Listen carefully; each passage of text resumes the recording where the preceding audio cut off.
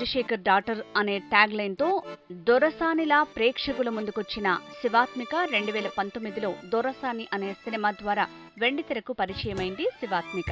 ఆ సినిమా ఆశించిన స్థాయిలో ఆకట్టుకోలేకపోయినా శివాత్మిక నటనకు మంచి మార్కులు పడ్డాయి. ఇక పంచతంత్రం, ఆకాశం అనే సినిమాలో కూడా కీలక పాత్రలో నటించింది. ముఖ్యంగా తమిళంలో కూడా ఆమెకు చాలా మంచి అవకాశాలు వస్తున్నాయి. ఇటీవలే రంగమార్తాండ సినిమాలో నటించి మెప్పించిన శివాత్మిక 2019లో దొరసాని అనే సినిమా ద్వారా వెండితెరకు పరిచయమైంది. ఆ సినిమా ఆశించిన స్థాయిలో ఆకట్టుకోలేకపోయినా శివాత్మిక నటనకు మంచి మార్కులే పడ్డాయి. ఇక పంచతంత్రం, ఆకాశం అనే సినిమాలో కూడా కీలక పాత్రలో నటించింది.